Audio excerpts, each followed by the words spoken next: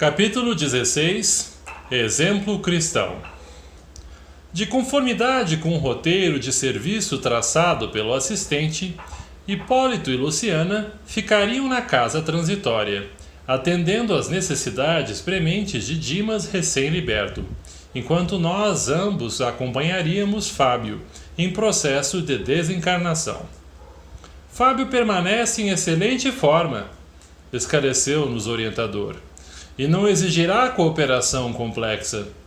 Preparou com relação ao acontecimento não somente a si mesmo, mas também os parentes, que, em vez de nos preocuparem, como acontece comumente, serão úteis colaboradores de nossa tarefa. Falava Jerônimo com sólida razão, porque, em verdade, mostrava-se Dimas em lastimável abatimento. Apesar da fé que lhe aquecia o espírito, as saudades do lar infundiam-lhe inexprimível angústia. Às vezes, fim da conversação serena em que se revelava calmo e seguro nas palavras, punha-se a gemer doridamente, chamando a esposa e os filhos, inquieto. Em tais momentos, tornava aos sintomas da moléstia que lhe vitimara o corpo denso, e com dificuldade conseguíamos subtraí-lo à estranha psicose, fazendo-o regressar à posição normal. Tentava desvencilhar-se de nossa influência amiga, como se houvera enlouquecido repentinamente, no propósito de fugir sem rumo certo. Gritava, gesticulava, afligia-se, como sonâmbulo inconsciente. Não pude dissimular a surpresa que me assaltou diante da ocorrência. Se estivéssemos tratando com criatura alheia aos serviços da espiritualidade superior, compreensível seria o quadro que se desenrolava aos nossos olhos, mas Dimas fora instrumento dedicado do espiritismo evangélico, consagrar a existência às benditas realizações da consoladora doutrina do túmulo vazio pela vida eterna. De antemão, sabia na esfera carnal que seria submetido às lições da morte e que não lhe faltariam ricas possibilidades de continuar junto da parentela, já dele separada, aparentemente, segundo o simples ponto de vista material. Por que semelhantes distúrbios? Não merecera ele excepcional atenção de nossos superiores hierárquicos? Vali-me de momento adequado e expus ao nosso dirigente as indagações que me absorviam o raciocínio. Sem qualquer nota admirativa, Jerônimo respondeu-me bem-humorado. Você deve saber, André, que cada qual de nós é, por si mesmo, todo um mundo. Esclarecimentos e consolações são dádivas de Deus, nosso Pai, mas convicções e realizações constituem obra nossa. Cada servidor tem a escala própria de edificações, na tábua de valores imortais. A assembleia de aprendizes receberá a mesma bagagem de ensinamentos, de modo geral, organizada para todos os indivíduos que a integram. Diferenciam-se, porém, os alunos na série do aproveitamento particular. O mérito não é patrimônio comum, embora seja a glória do cume, a desafiar todos os caminheiros da vida para a suprema elevação. Dimas foi destacado discípulo do Evangelho, principalmente no setor de assistência e difusão, mas, quanto a si mesmo, não fez aproveitamento integral das lições recebidas. Espalhou as sementes da luz e da verdade, dedicou-se largamente à causa do bem, merecendo, por isso mesmo, socorro especialíssimo. Contudo, no campo particular, não se preparou suficientemente. Qual ocorre à maioria dos homens, prendeu-se demasiadamente às teias domésticas, sem maior entendimento. Conferiu excessivo carinho à roda familiar, sem noção de equidade, no caminho terrestre. Certamente, sob o ponto de vista humano, consagrou-se o necessário à companheira e aos rebentos do lar. Mas, se lhes prodigalizou muita ternura, não lhes proporcionou todo o esclarecimento de que dispunha, libertando-os da esfera pesada de incompreensão. E agora, muito naturalmente, sofre-lhes o assédio. A inquietude dos parentes atinge-o por intermédio dos fios invisíveis da sintonia magnética. Sorriu benévolo e continuou.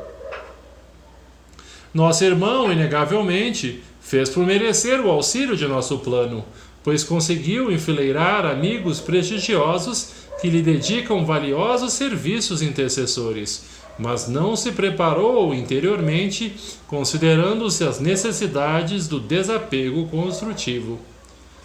Gastará, desse modo, alguns dias para edificar a resistência.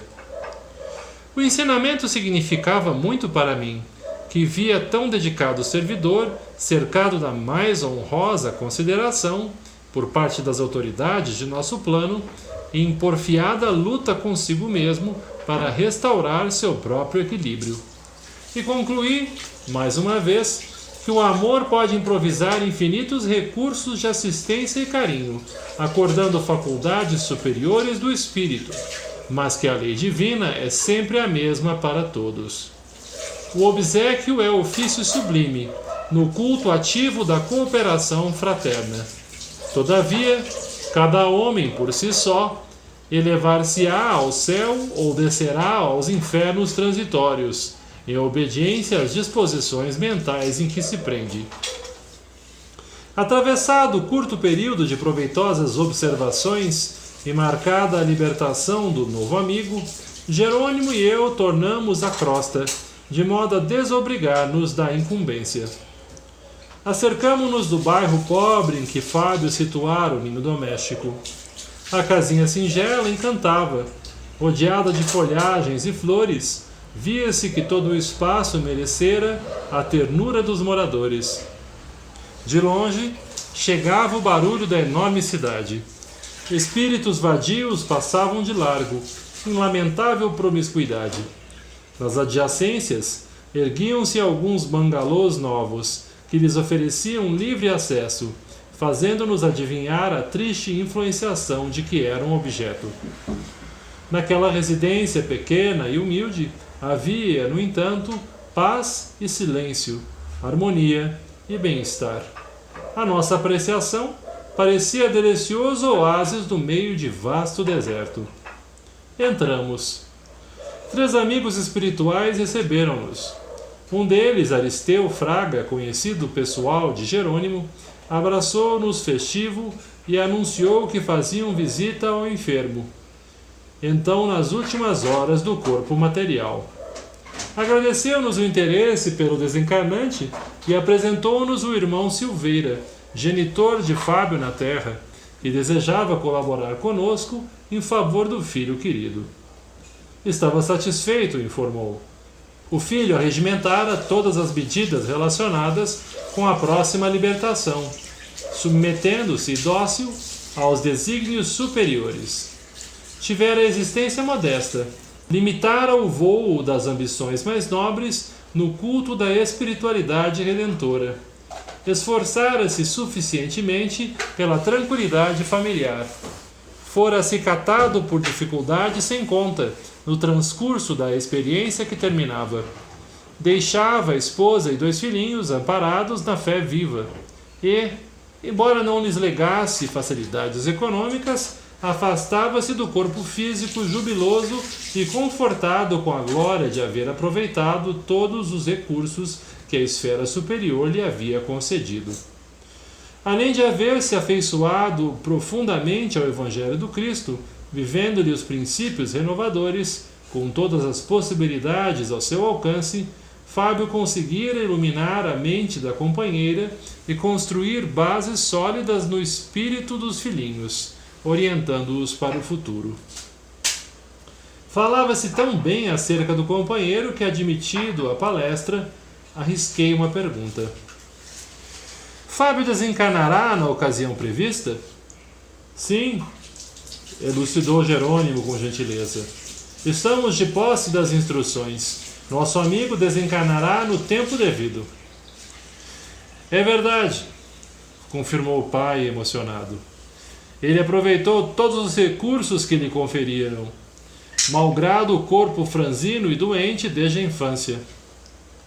Traindo a condição de médico sempre interessado em estudar, considerei: é lamentável tenha renascido em semelhante organismo quem sabe servir com tanto valor à causa do bem. O genitor sentiu-se na necessidade de esclarecer o assunto, porque prosseguiu, calmo: este é, de fato, o argumento humano dos mais ponderáveis. Quando na carne, frequentes vezes surpreendi-me com a saúde frágil de Fábio, em criança. Desde cedo, notei-lhe a virtude inata, o pendor para a retidão e para a justiça, as disposições congênitas para os trabalhos da fé viva. Passei longas noites na justa preocupação de pai, em vista do porvir incerto. Como poderia nascer alma tão sensível e formosa como a dele em vaso tão imperfeito? Aos 12 anos, fui atacado de pneumonia dupla, que quase o arrebatou de nosso convívio. Clínico amigo chamou-me a atenção para a debilidade do rapazinho.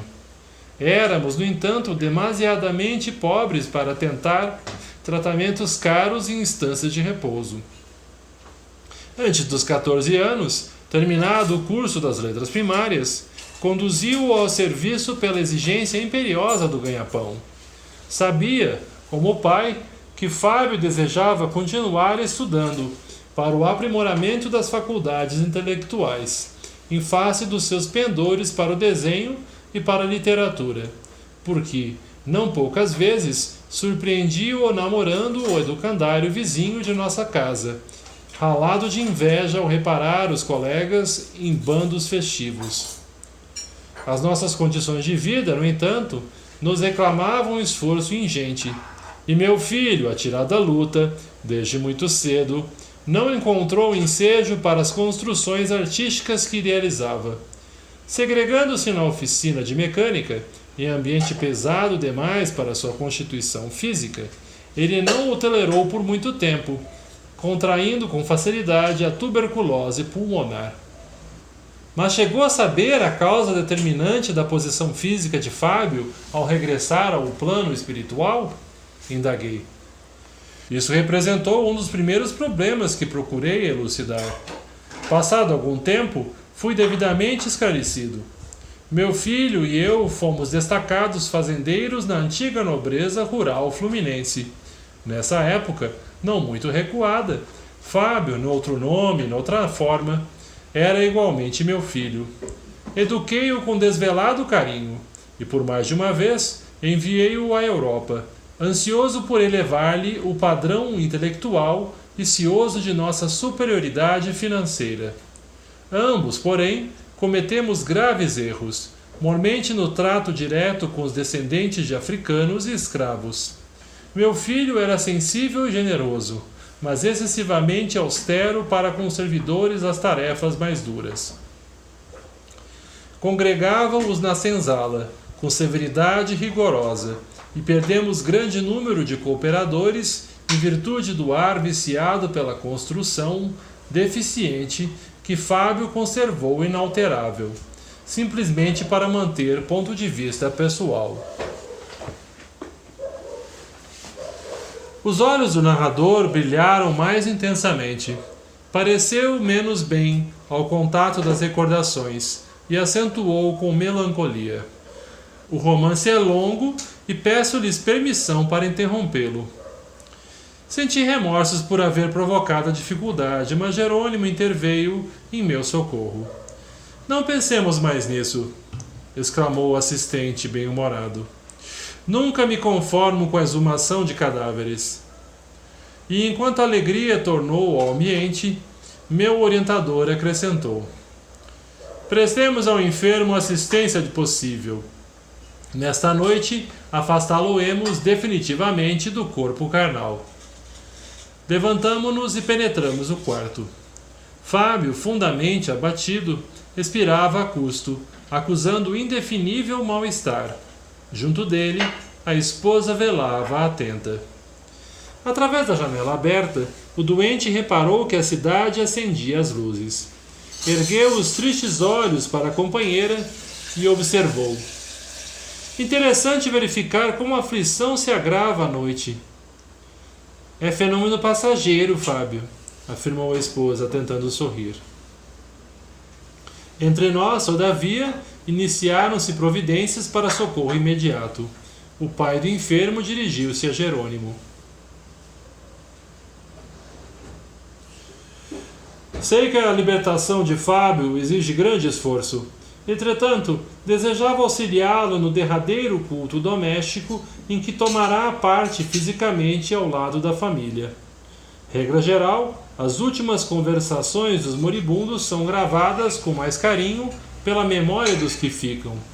Em razão disso, ser-me-ia sumamente agradável ajudá-lo a endereçar algumas palavras de aviso e estímulo à companheira. Com muita satisfação, aqueceu o assistente. Colaboraremos também na execução desse propósito. É mais conveniente que a família esteja a sós. Bem lembrado, disse o genitor agradecido. Reparei que Jerônimo e Aristeu passaram a aplicar passes longitudinais no enfermo, observando que deixavam as substâncias nocivas à flor da epiderme, abstendo-se de maior esforço para alijá-las de vez. Fim da operação, indaguei dos motivos que os levavam a semelhante medida. Está muito enfraquecido, agonizando quase, informou o meu dirigente, e fazemos o possível por beneficiá-lo, sem lhe aumentar o cansaço. As substâncias retidas nas paredes da pele serão absorvidas pela água magnetizada do banho, a ser usado em breves minutos. Efetivamente, atendendo à influenciação dos amigos espirituais que lhe davam intuições indiretamente, Fábio dirigiu-se à esposa, expressando o desejo de leve banho morno, no que foi atendido em reduzidos instantes. Jerônimo e Aristeu ministraram à água pura certos agentes de absorção e ampararam a dedicada senhora, que, por sua vez, auxiliou o marido a banhar-se, como se estivesse satisfazendo o desejo de uma criança. Notei, admirado, que a operação se fizera acompanhar de salutaríssimos efeitos, surpreendendo-me, mais uma vez, ante a capacidade absorvente da água comum. A matéria fluídica prejudicial fora integralmente retirada das glândulas sudoríparas. Terminado o banho, o enfermo voltou ao leito, em pijama, de fisionomia confortada e espírito bem disposto. Algumas fricções de álcool, levadas a efeito, completaram-lhe a melhora fictícia. O relógio marcava alguns minutos além das 19 horas. Silveira, que se havia ausentado, voltou depressa, falando particularmente a Jerônimo, a quem informou. Tudo pronto. Conseguiremos a reunião exclusiva da família. O assistente mostrou satisfação e salientou a necessidade de acelerar o ritmo do trabalho. O bondoso pai desencarnado movimentou-se. A tecla mais sensível à nossa atuação foi quando Fábio se dirigiu à esposa, ponderando. Creio não devermos adiar o serviço da prece. Sinto-me inexplicavelmente melhor e desejaria aproveitar a pausa do repouso. Dona Mercedes, abnegada senhora, trouxe ambas as crianças que se sentaram na posição respeitosa de ouvintes. E enquanto a esposa se acomodou ao lado dos pequenos, o enfermo, auxiliado pelo pai, abriu o Novo Testamento na primeira epístola de Paulo de Tarso aos Coríntios e leu o versículo 44 do capítulo 13. Semeia-se corpo animal, ressuscitará corpo espiritual. Há corpo animal e há corpo espiritual. Fez-se curto silêncio que o doente interrompeu, iniciando a prece, comovido. Rogo a Deus, nosso eterno Pai, me inspire na noite de hoje para conversarmos intimamente e espero que a divina providência, por intermédio de seus abençoados mensageiros, me ajude a enunciar o que desejo com a facilidade necessária. Enquanto possuímos plena saúde física, enquanto os dias e as noites correm serenos, supomos que o corpo seja propriedade nossa. Acreditamos que tudo gira na órbita de nossos impulsos, mas, ao chegar à enfermidade, verificamos que a saúde é tesouro que Deus nos empresta confiante. Sorriu, calmo e conformado. Até ali, via-se bem que era fábio expositor exclusivo das palavras. Expressava-se em voz correntia, mas sem calor entusiástico, dada a sua situação de extrema fraqueza. Fim de intervalo mais longo, o genitor descansou a destra em sua fronte, mantendo-se na atitude de quem ora com profunda devoção. Reparei, surpreso, que luminosa corrente se estabelecera no organismo débil, desde a massa encefálica até o coração, inflamando as células nervosas, então semelhando a minúsculos pontos de luz condensada e radiante. Os olhos de Fábio, pouco a pouco, adquiriram mais brilho e a sua voz fez-se ouvir, de novo, com diferente inflexão.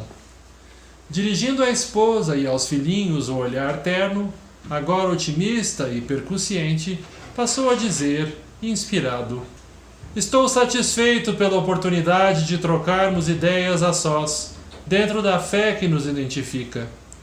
É significativa a ausência dos velhos amigos que nos acompanham às orações familiares desde muitos anos. Não é sem razão. Precisamos comentar nossas necessidades, cheios de bom ânimo, dentro da noção da próxima despedida. A palavra do apóstolo dos gentios é simbólica na situação presente. Assim como há corpos animais, há também corpos espirituais. E não ignoramos que meu corpo animal, em breve tempo, será restituído à terra acolhedora, mãe comum das formas perecíveis em que nos movimentamos na face do túmulo. Algo me diz ao coração que esta será, talvez, a última noite em que me reunirei com vocês, neste corpo. Nos momentos em que o sono me abençoa, sinto-me nas vésperas da grande liberdade. Vejo que amigos iluminados me preparam o coração e estou certo de que partirei na primeira oportunidade. Acredito que todas as providências já foram levadas a efeito, em benefício de nossa tranquilidade nestes minutos de separação. Em verdade, não lhes deixo dinheiro, mas conforta-me a certeza de que construímos o lar espiritual de nossa união sublime, ponto indelével de referência à felicidade morredoura. Fitou particularmente a esposa, tomado de maior emoção, e prosseguiu: você, Mercedes, não temos obstáculos da sombra. O trabalho digno ser-nos-á fonte bendita de realização. Creia que a saudade edificante estará sempre em meu espírito, seja onde for, saudade de sua convivência, de sua afetuosa dedicação. Isto, porém, não constituirá algema pesada, porque nós dois aprendemos na escola da simplicidade e do equilíbrio que o amor legítimo e purificado não prescinde da compreensão santificante.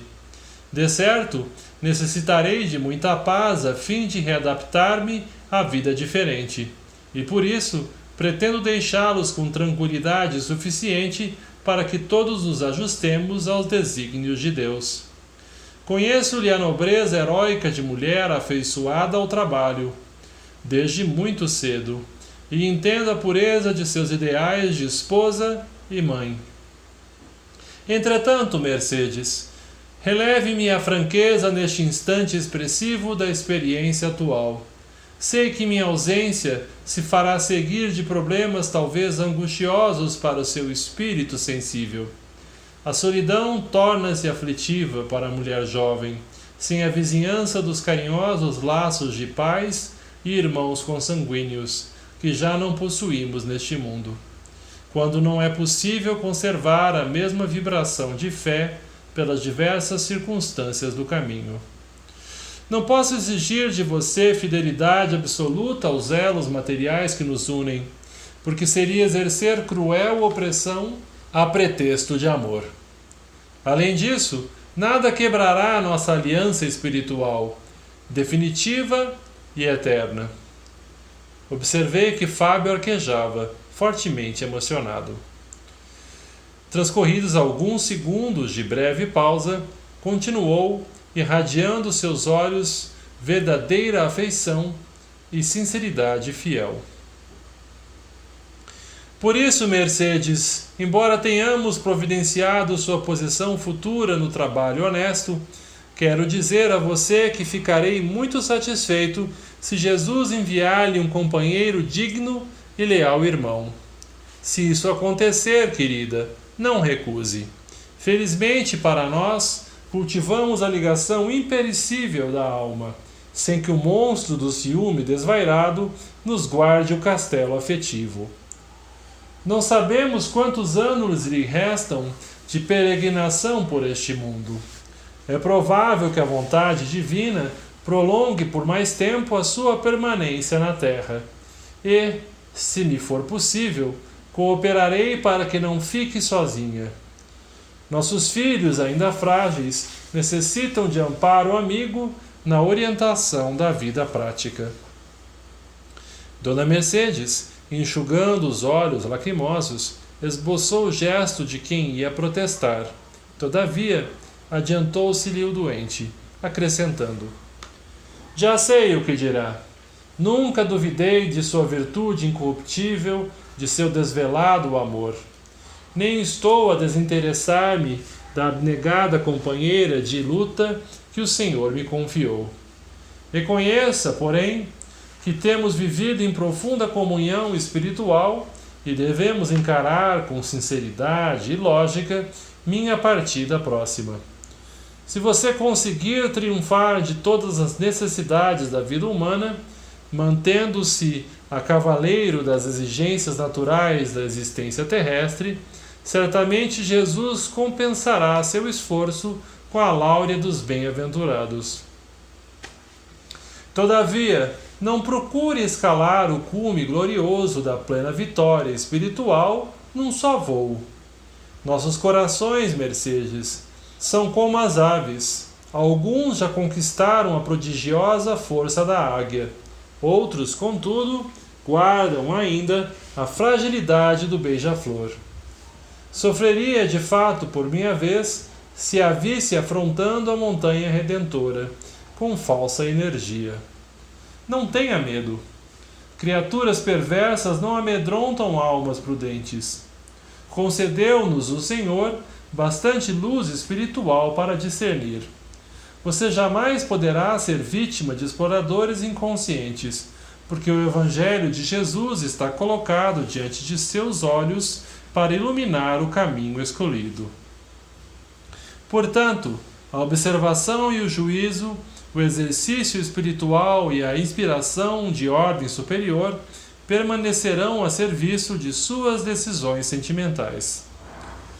E creia que farei tudo em espírito por auxiliá-la nesse sentido. Sorria com esforço, enquanto a esposa chorava discretamente. Após longo interregno, frisou: Se eu puder, trarei estrelas do firmamento para enfeite de suas esperanças. Você estará sempre mais viva em meu coração. Amarei também todos aqueles que forem assinalados por sua estima enobrecedora. Em seguida, após fitar demoradamente os filhinhos, aduziu: A palavra apostólica no Evangelho conforta-nos e esclarece-nos, como se faz indispensável. Em breve tempo, reunir-me-ei aos nossos na vida maior. Perderei meu corpo animal, mas conquistarei a ressurreição no corpo espiritual, a fim de esperá-los alegremente.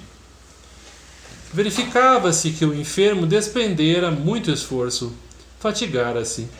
O genitor retirou a destra da fronte de Fábio, desaparecendo a corrente fluídico-luminosa que o ajudara a pronunciar aquela impressionante elucidação de amor acrisolado.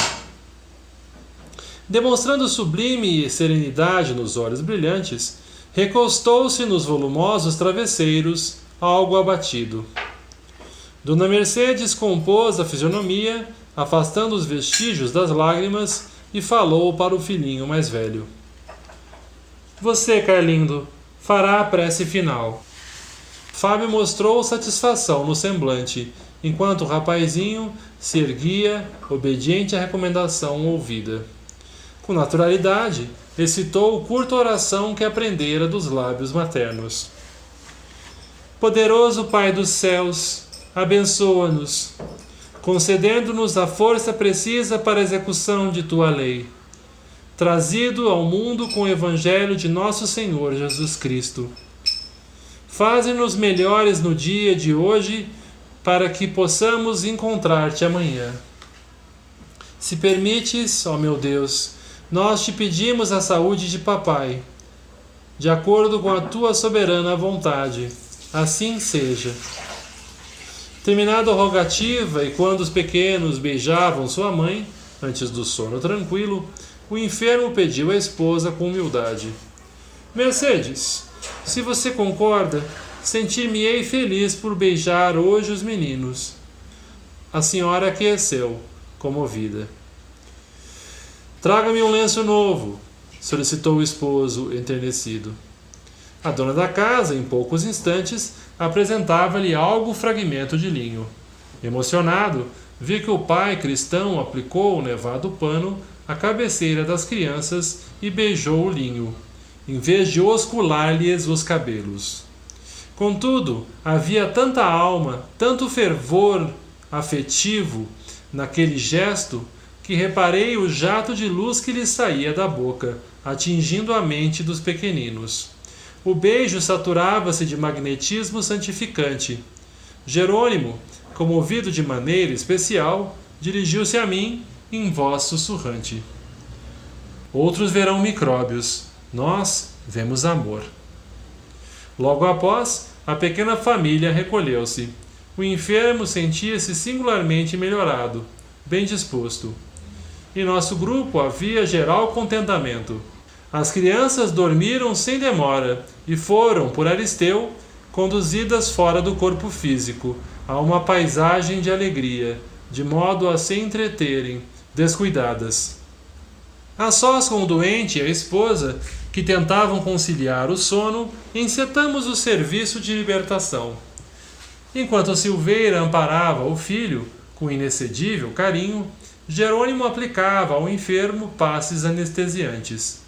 Fábio sentiu-se bafejado por deliciosas sensações de repouso. Em seguida, o assistente deteve-se em complicada operação magnética sobre os órgãos vitais da respiração e observei a ruptura de importante vaso. O paciente tossiu e, num átimo, o sangue fluiu-lhe à boca aos borbotões. Dona Mercedes levantou-se assustada, mas o esposo, falando-lhe dificilmente, tranquilizou-a. Pode chamar o médico. Entretanto, Mercedes, não se preocupe, é justamente o fim. Enquanto prosseguiu Jerônimo separando o organismo perispiritual do corpo débil, Dona Mercedes pediu o socorro de um vizinho, que saiu prestativo em busca do clínico especializado. O médico não tardou, trazido celeremente por automóvel, mas embalde aplicaram a solução de adrenalina, a sangria no braço, os sinapismos nos pés e as ventosas secas no peito. O sangue, em golfadas rubras, fluía sempre, sempre. Reparei que Jerônimo repetia o processo de libertação praticado em Dimas, mas com espantosa facilidade. Depois da ação desenvolvida sobre o plexo solar, o coração e o cérebro, desatado o nó vital, Fábio fora completamente afastado do corpo físico. Por fim, brilhava o cordão fluídico prateado, com formosa luz. Amparado pelo genitor, o recém-liberto descansava sonolento, sem consciência exata da situação. Supus que o caso de Dimas se repetiria, ali, minudência por minudência. Porém, 1 hora depois da desencarnação, Jerônimo cortou o apêndice luminoso. Está completamente livre, declarou meu orientador satisfeito. O pai enternecido depositou sobre a fronte do filho desencarnado, em brando sono, um beijo repassado de amor e entregou-o a Jerônimo, asseverando: não desejo que ele me reconheça de pronto. Não seria aproveitável levá-lo agora a recordações do passado. Encontrá-lo-ei mais tarde, quando tenha de partir da instituição socorrista para as zonas mais altas. Pode conduzi-lo sem perda de tempo. Incumbir-me-ei de velar pelo cadáver, inutilizando os derradeiros resíduos vitais contra o abuso de qualquer entidade inconsciente e perversa. O assistente agradeceu, emocionado, e partimos, conduzindo o sagrado depósito que nos fora confiado. Enquanto prosseguíamos, espaço acima, contemplei, respeitoso, o primeiro anúncio da aurora, e observando Fábio adormecido, tive a impressão de que gloriosos portos do céu se iluminavam de sol para receber aquele homem, de sublime exemplo cristão que subia, vitorioso, da terra.